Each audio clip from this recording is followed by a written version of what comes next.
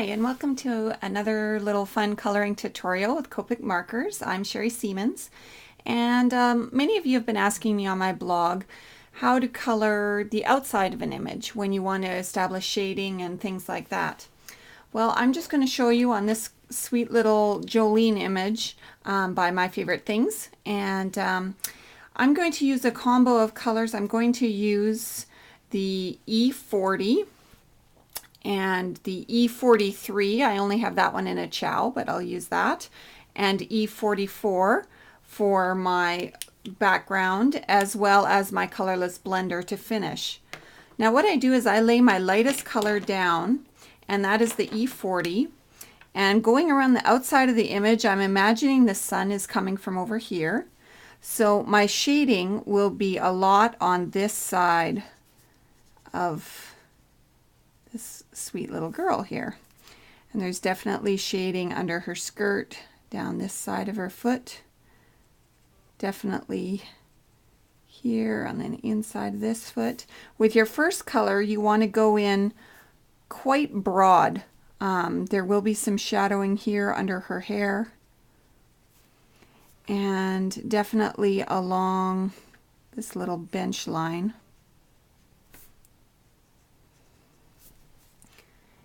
And really easy, just quick lay in that base color.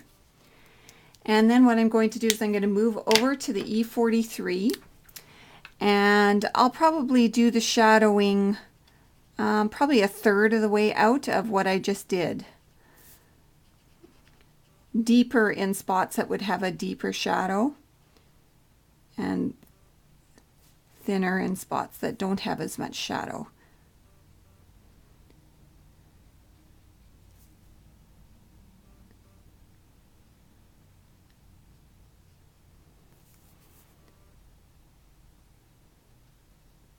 You want to kind of take on the shape of the object that you're shadowing.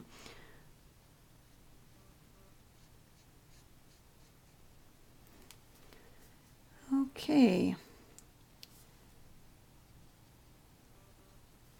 And then you want to come back to your E40 and just kind of rub over that line a little bit, go into your shadow a little bit. What you're wanting to do is you're wanting to get rid of that line that is differentiating the two colors.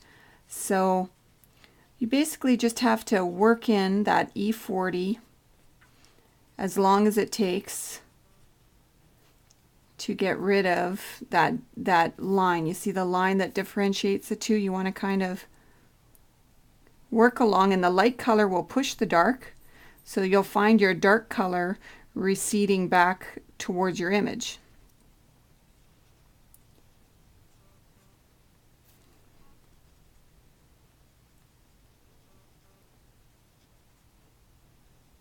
And so you don't always have to shadow with grays. Today I'm using a really warm kind of an earth tone to do my shadowing. Once you're done with those lines as much as you like, then I like to come in with my really deep color, which is the E44 in this case. And I'm going to hit the really deep shadow lines here.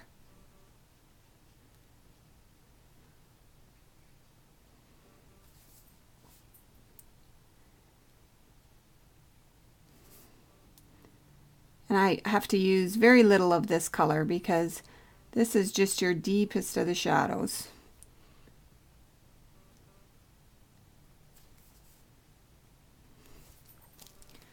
And then to fix that line, I come back with my E43 and just again lightly, very lightly blend that in.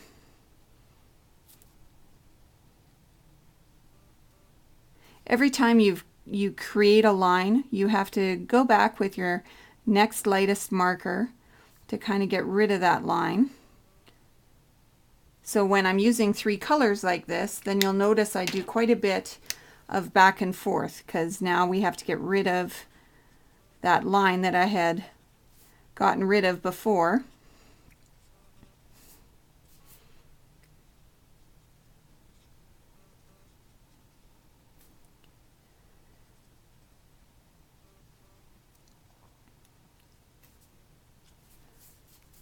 Okay, then your last step is to come back in with your colorless blender and just go on the very edge where your outermost part of that E40.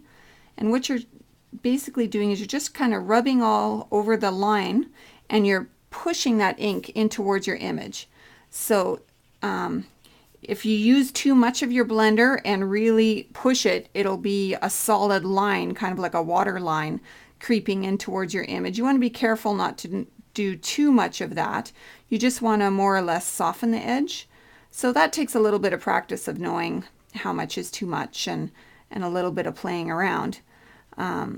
If you've done it too much, you can always come back over and do your shadowing again and work it again. That's a nice thing about alcohol ink, is you can rework a design again and again. And I forgot over here. There we go. So what this blender does is it just pushes that shadowing,